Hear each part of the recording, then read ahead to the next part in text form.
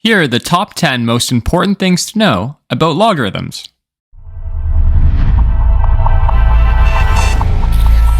Must know number 1. What is a logarithm? A logarithmic function has two main components. It has a base and it has an argument. This subscript b is what we call the base of the logarithm, and this x is the argument of the logarithm. And when reading this, we pronounce this as log base b of x. Now, what does this function do? Well, a logarithm is a function that gives the exponent to which a fixed number, the base, must be raised to produce a given number, the argument. Now let me give you a couple logarithmic expressions to help you understand what this function does. Let's say we have log base 3 of 9. What this function means, it means what exponent goes on 3 to make it equal to 9. 3 to what exponent equals 9? Well, 3 squared is 9, so the answer to this logarithm is 2, because 3 raised to a power of 2 is equal to 9. Let's try another one. How about log base 2 of 8? That just means what exponent goes on 2 to equal 8. Well, I know 2 to the power of 3 equals 8, so the value of that logarithm is 3. Now let's do one more. What if we have log base 2 of 1 over 8? Since we're trying to figure out what exponent goes on 2 to make it equal to 1 over 8, rewriting 1 over 8 as a power of 2 will make the answer obvious. So I could rewrite this as log base 2 of 1 over, I can change that 8 to a 2 cubed. And now I can take this power of 2 cubed and move it up to the numerator if I change the sign of the exponent. And now it should be obvious the answer to this expression is negative 3. Right, this is the exponent that goes on the base of the logarithm to make it equal to the argument. Now before I move on, you should know about two very special logarithms: the common logarithm and the natural logarithm. The common logarithm is a logarithm that has a base of 10. So if you have log base 10 of x, you don't actually have to write the base. You could just write log of x. And if you don't see a base, it's implied that the base is 10. The natural logarithm is actually a logarithm that has a base of e, which is Euler's number, that approximately 2.7 value. If you have a log where the base is e, you can communicate that instead of writing log base e, you can just write ln, which stands for the natural logarithm of x. So if you see either of these expressions, you have to know they're actually equal to those logarithms.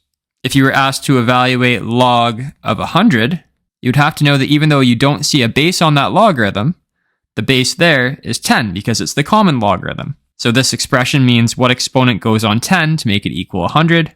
Well, 10 squared is 100, so the value of that logarithm is 2. Must know number 2.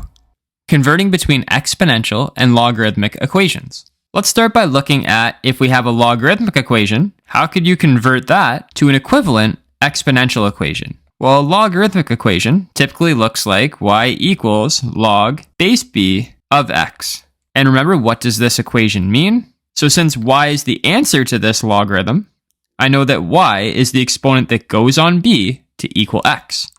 So using that logic, I could rewrite this in exponential form as b to the power of y is equal to x. So let's practice that with a couple examples. What if we have the logarithmic equation 5 equals log base 2 of 32? Well, what does this equation mean? It means that 2 to the power of 5 is equal to 32. So in exponential form, this equation would look like 2 to the power of 5 equals 32.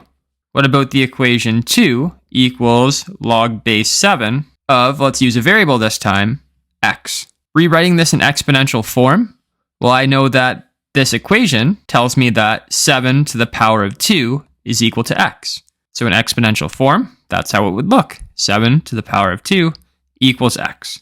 So now that you can go in this direction, from logarithmic to exponential form, let's make sure you can go the other way, from an exponential equation to a logarithmic equation, to an equivalent logarithmic equation. So let's say we had an exponential equation, b to the power of m equals n. And I wanted to write that as an equivalent logarithmic equation. Well, I know the exponent is the answer to a logarithmic expression, so I'll set my equation equal to the exponent, so m equals, and since m is the exponent on b, I'll make b the base of my logarithm. The base of the power becomes the base of the logarithm, and since b to the power of m is equal to n, I know that n is the argument of my logarithm. Let's say we have the exponential equation 4 cubed equals 64. The equivalent logarithmic equation, the exponent is the answer to the log, so 3 equals log, the base of the power becomes the base of the log, so it becomes log base 4 of 64. Both of these expressions communicate the exact same information, that 4 to the power of 3 equals 64. Must know number 3, the graph of a log function. This is going to be very important to understand so that you understand the restrictions of a log function. Let's start by picking a log function that we want to graph. How about y equals log base 2 of x? And when picking points for a log function, it's actually easier if we pick values for y and then calculate their corresponding values of x. And that's because if I rewrite this logarithmic equation in exponential form, I know that this equation tells me that y is the exponent that goes on 2 to equal x. So I could rewrite it as 2 to the power of y equals x. So I'll pick some values for y. I'll just pick values from -2 to 2. And then I can calculate the value of x just by taking those y's, subbing them into this exponential equation, and get the corresponding value of x. Let me plot these points so we can get a general idea of what the function looks like, and then I'll tell you a couple of its properties. Now, before I connect these points, notice this function has a vertical asymptote at x equals 0. So I'll draw that in on our function here. Notice as this function approaches the vertical asymptote from the right side of it, the value of the function starts to go towards negative infinity. That's why there's a vertical asymptote at x equals 0. So let me actually make a comment about the domain of this function. The domain just means what values can x be in the equation, or graphically, horizontally, where does this function exist? Well, the function only exists at x values bigger than 0. So that means this expression will only have an answer when the argument is bigger than 0. So for the domain, I could say x could be any real number, given x is greater than 0. Before I move on, let me tell you about a couple general rules for log base b of x. The first rule I want to tell you about is about the argument of the logarithm. When we looked at this function log base 2 of x, we saw it only existed when x was bigger than 0. So we now know that the argument of a logarithm always has to be bigger than 0. So I could say that x, which is the argument of the log, has to be bigger than 0. And it's easiest to understand that when I give you a counterexample. So what if I gave you a log expression where the argument was not bigger than 0? What if I gave you the expression log base 5 of -25 and asked you to find the value?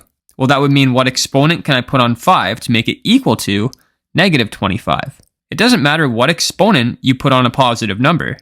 It's never going to become negative. And the other property you have to know is about the base of the logarithm. Notice when I chose the base of this function we analyzed, I made it a positive number. And that always has to be the case. The base of a logarithm has to be bigger than 0. And once again, if I give you a counterexample, how about log base -4 of 2? That would mean what exponent can I put on -4 to make it equal 2? Well, that exponent doesn't exist. And there's another condition actually. Not only does the base have to be bigger than 0, it also cannot be 1. An example of why that can't happen, well, what if we had log base 1 of 2? That means what exponent goes on 1 to equal 2? Well, it doesn't matter what exponent you put on 1, it's always going to be equal to 1. There's no way it can get equal to 2. So for that reason, a logarithm cannot have a base of 1. Must know number 4, the power rule of logarithms. Here's the first main rule that you can use when working with a logarithmic expression. If you have log base b of a power, so of m to the power of n, there's a log rule that says that you can take the exponent of the argument and rewrite it as the coefficient of the logarithm. So this would be equal to n times log base b of m. Now this rule can only be used if the base of the log is bigger than 0 and not 1, and also if m is bigger than 0, right? Because m is the argument of the log, we know the argument of a logarithm has to be bigger than 0. Now let me show you how we could use this rule. Let's say you had the expression log base 3 of 9 to the power of 4. There's a few ways we could think of evaluating this, but it might be easy if you notice that the argument is a power. So you can take the exponent of that argument and rewrite it as the coefficient of the logarithm. So this would be equal to 4 times log base 3 of 9. And then log base 3 of 9, well, that just means what exponent goes on 3 to equal 9? 3 squared is 9, so that logarithmic expression is equal to 2. So I have 4 times 2, which is equal to 8. Let me move this and show you another example. Let's say we had log base 2 of root 8. Well, remember that square root symbol can be written as a rational exponent. It can be written as 8 to the power of 1 over 2. And now the power rule of logarithms tells me I can take that exponent of the argument and rewrite it as the coefficient of the logarithm. And log base 2 of 8 just means what exponent goes on 2 to make it equal to 8. 2 to the power of 3 is 8, so I know that logarithmic expression is equal to 3. And a half times 3 is 1.5, or 3 over 2. This power rule of logarithms is also useful for solving different types of equations. Let me give you a couple equations that we could use this rule to help solve. The first one is the equation 2 equals log of 3 to the power of x. Since this x is the exponent of the argument of a logarithm, I can write it as the coefficient of the logarithm.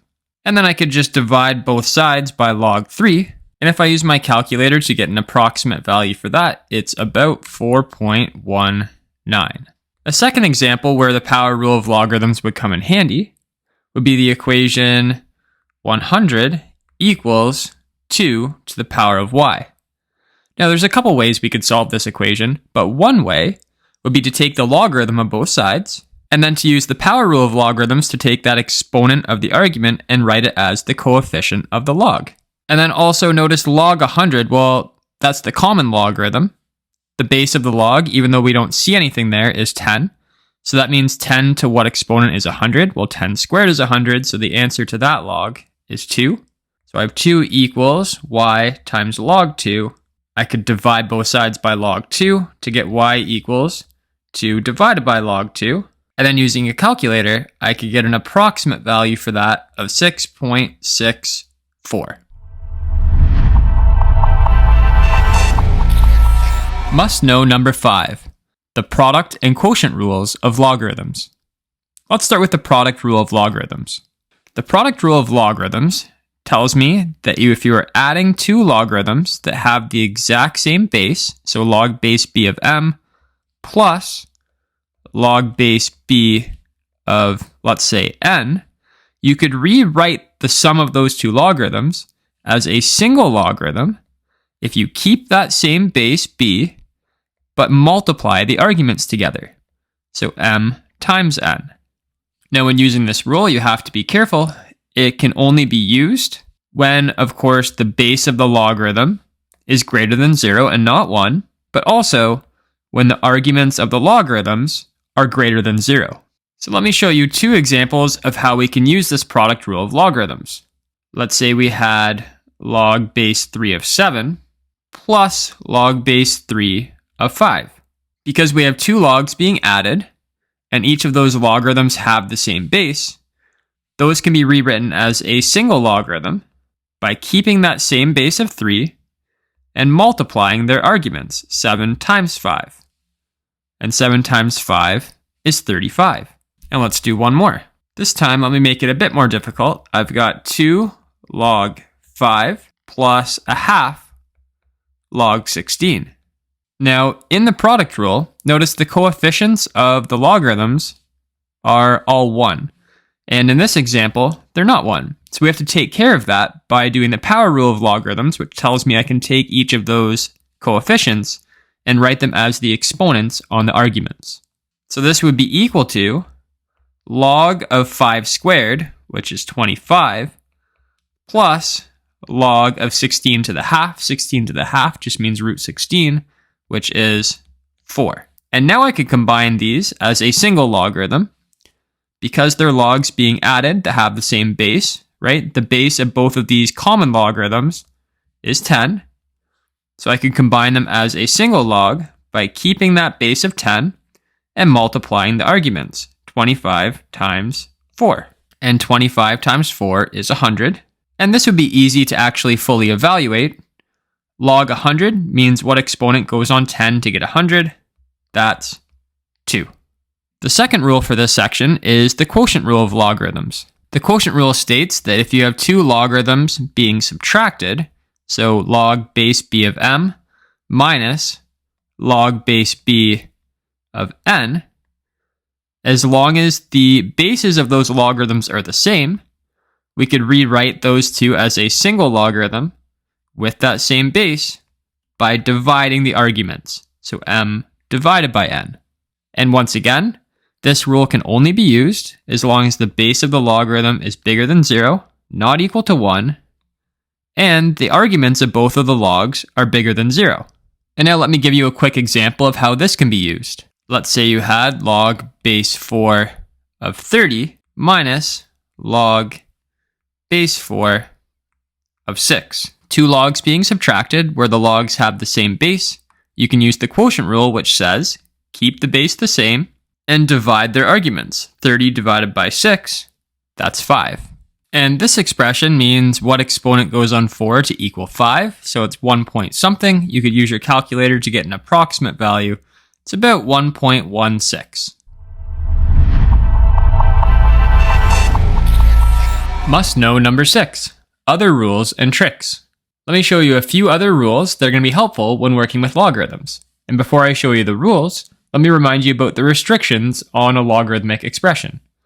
The base of the logarithm has to be bigger than 0 and not 1, and the argument of the logarithm has to be bigger than 0. The first rule I want to show you is the change of base formula, which allows you to change the base of any logarithm. So if we have log base b of m, and we want to change the base from b to some other number, we can do that by writing it as a quotient of two logarithms with that new base that we want. So I could rewrite log base b of m as log base a of m over log base a of b, where this a could be any number bigger than 0 and not 1. So let me show you how this formula works. Let's say you had log base 4 of 20. You could rewrite that as a quotient of two logarithms with a new base. And most often this formula is used to change the base to 10 so it becomes the common logarithm. So this would be log base 10 of 20 divided by log base 10 of 4. So log base 4 of 20 can be rewritten as log 20 divided by log 4. That's the change of base formula. Another rule that might be useful is the rule that tells you that b to the power of log base b of m, that would just equal m. If you think about what log base b of m means, that means the exponent that goes on b to get m. So if you take that answer and put it as the exponent on b, you of course get m. So an example of how this would work is that 3 to the power of log base 3 of 9, well, that would just equal 9. This exponent, log base 3 of 9, means what exponent goes on 3 to get 9, and that's of course 2. So when you put that as the exponent on 3, 3 squared is 9. So as long as these two numbers match, then the argument is going to be the answer to this expression. And this tool is often used to rewrite a number as a power with a different base. So for example, if I wanted to rewrite 5 as a base 2 power, well, I could change this to a power of 2 if I make the exponent log base 2 of 5. And then a couple small other tips. If you have log base a of a, where the base and the argument match each other, well, that's just going to be equal to 1, because a to the power of 1 is equal to a. So an example of this would be if you had log base 5 of 5. That means what exponent goes on 5 to get 5? That's 1. And another small rule, log base b of 1. Well, anytime the argument of your log is 1, we know the answer to the log is 0. For example, if you had log base 5 of 1, what does that mean? It means what exponent goes on 5 to get 1? Well, the answer to that is 0, because 5 to the power of 0 is 1. Must know number 7, solving exponential equations. Let me write 3 exponential equations, and I'll show you the different strategies you can use to solve them. If we look at the first equation on the left, notice all we're trying to figure out is what exponent goes on 2 to equal 20. Well, we can just convert this to a logarithmic equation by saying the exponent equals log base 2 of 20.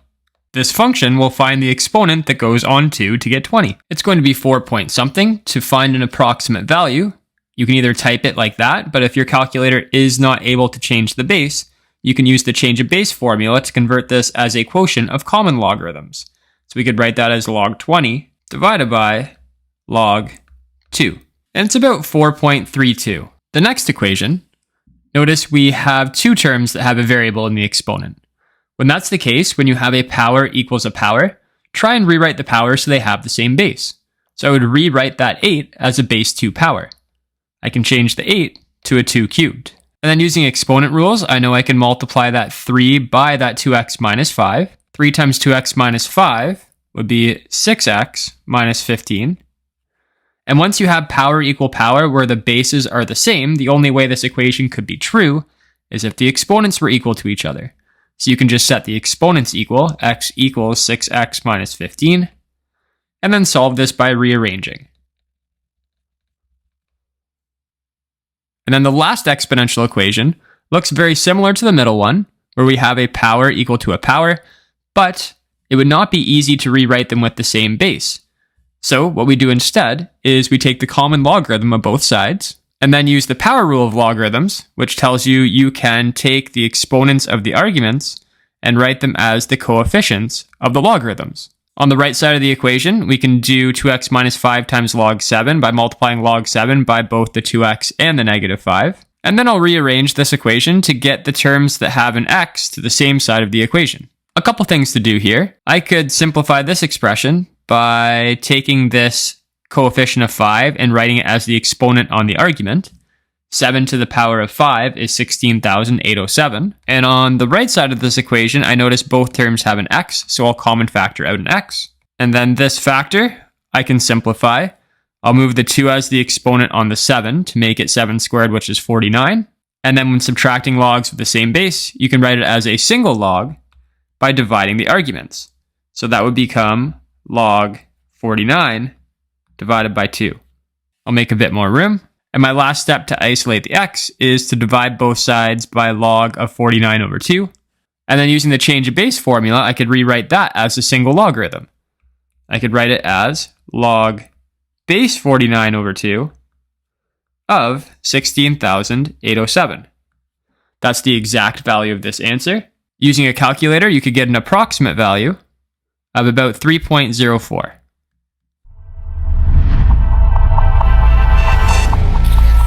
Must know number 8, solving logarithmic equations. Let me write 3 log equations to solve. Let's look at the first equation.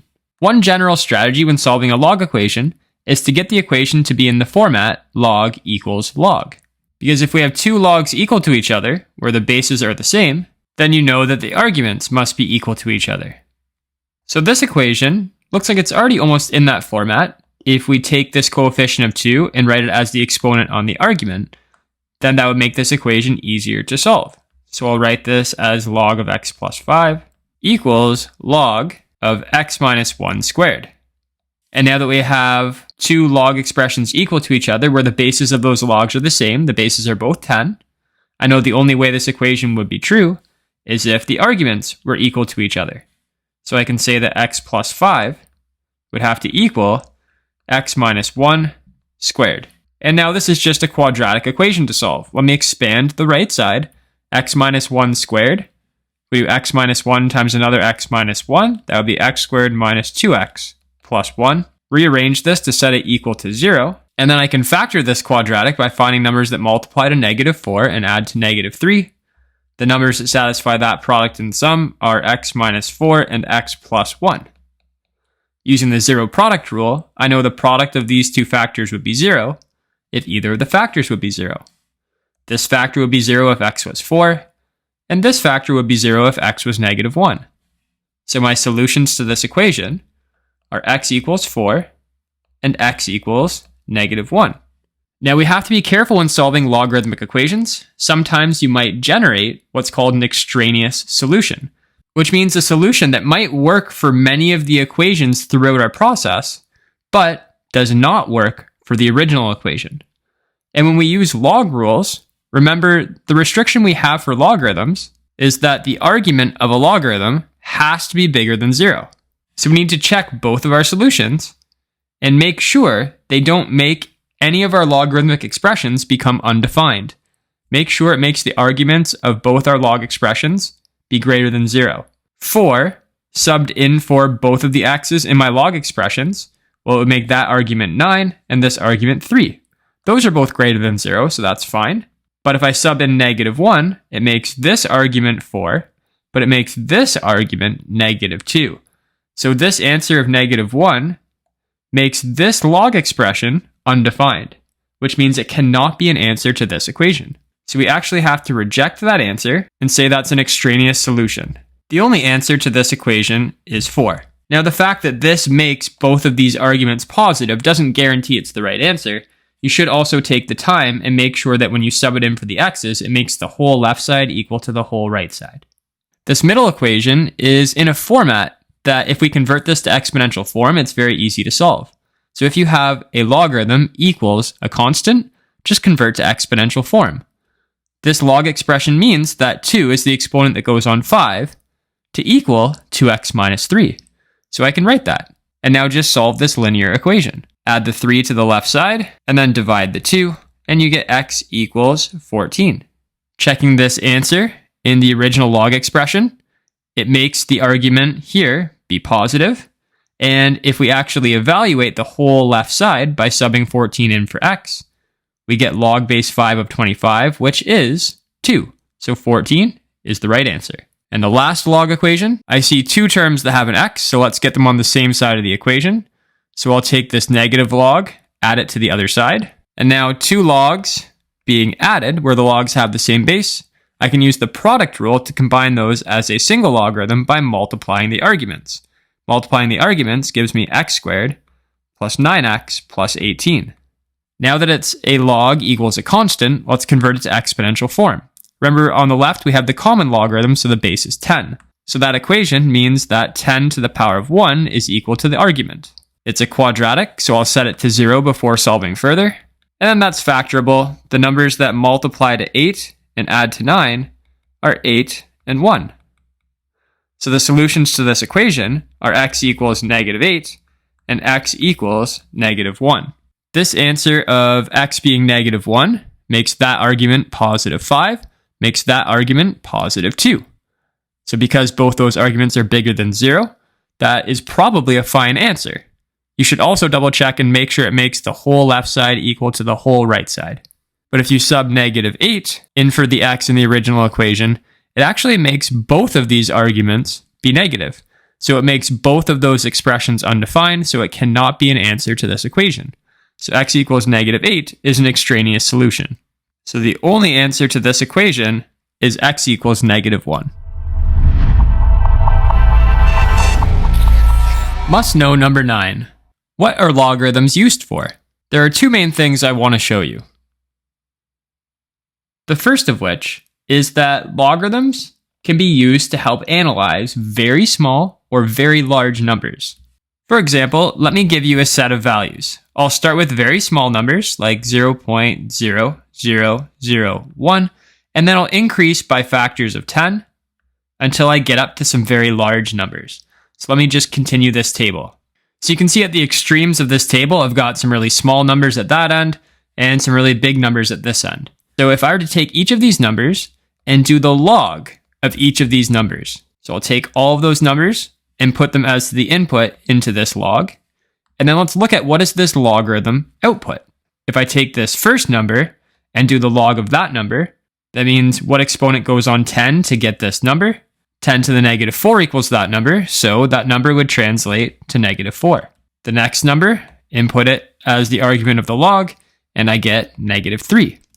And then as I continue to sub these numbers in, notice when I take this set of very small and very large numbers, do the log of each of them, I get this set of numbers, which would be a lot easier to work with. And there are a few formulas that take advantage of the fact that a logarithm can output these nice manageable numbers. For example, the pH formula is equal to negative log of the hydronium ion concentration. How is this formula used? Well, pure water has a hydronium ion concentration of 1 times 10 to the negative 7. So really small number, 0.0000001. What we do is we calculate the pH of pure water by doing the negative log of its hydronium ion concentration, 10 to the negative 7. And then evaluating this is just what exponent goes on 10 to get 10 to the negative 7? Well, that's negative 7.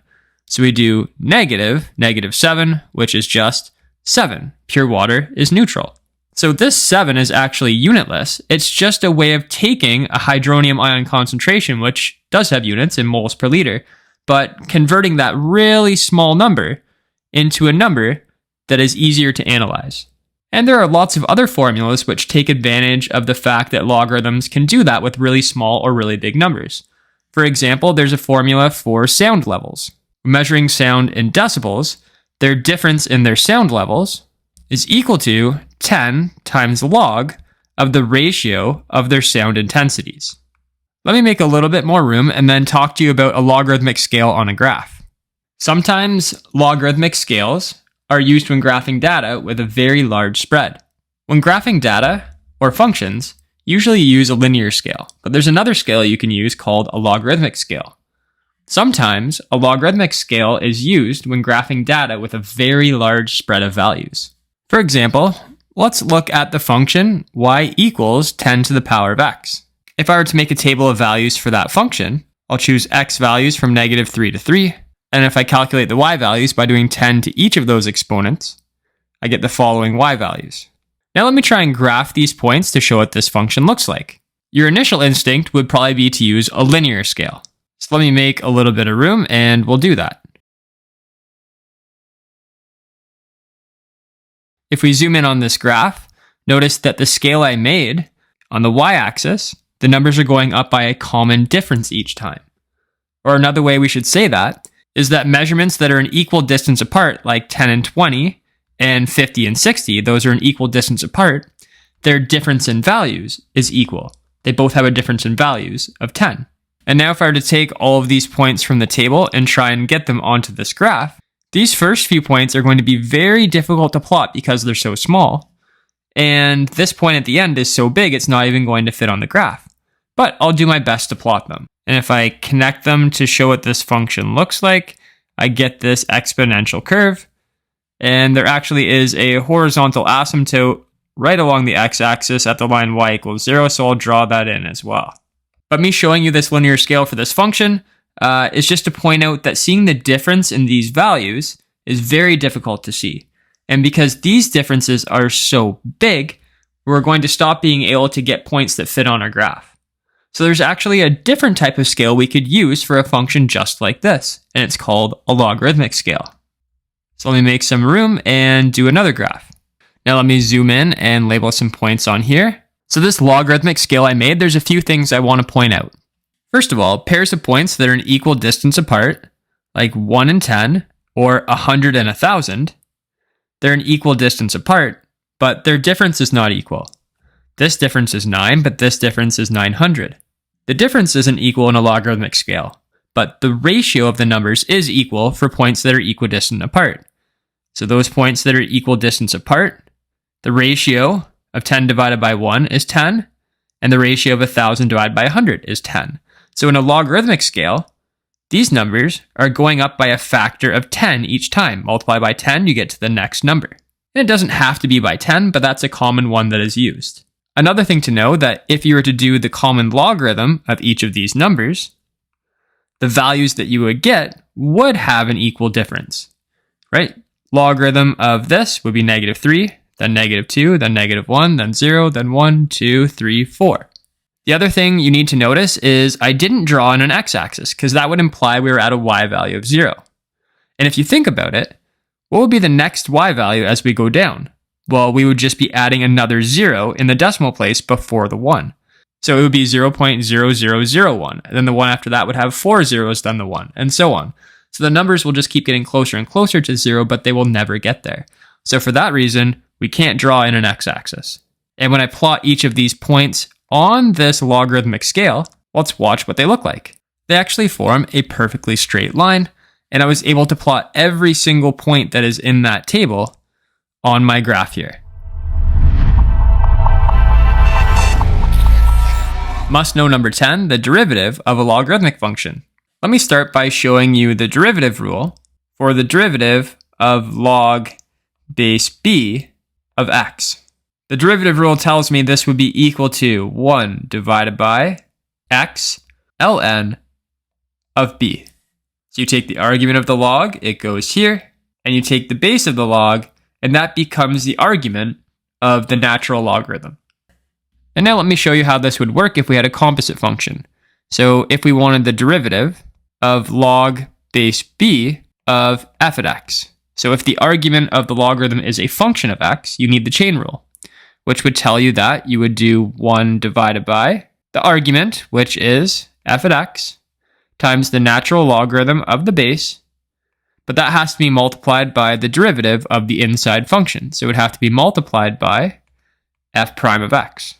So an example where we would need this is if you wanted to find the derivative of 2 times log of 3x squared. So the first thing, I could use the constant multiple rule. I have a constant factor. I could just move that in front of the derivative. And because the argument is a function of x, I need the chain rule. So this would be equal to 2 multiplied by 1 over the argument, which is 3x squared, times the natural logarithm of the base of the log, and I don't see a base, so it's the common logarithm, so the base is 10, and that has to be multiplied by the derivative of the argument. The derivative of 3x squared is 6x. And then this could be simplified. I've got a 6 divided by 3, that's 2, and this x can cancel with one of those x's. So the final answer, in the numerator, there's 2 times 1 times 2, that's 4, and in the denominator is just x times ln 10. So there you go. Hopefully that video has made you more confident in your understanding of logarithms. Let me know in the comments what you want me to do a video about next.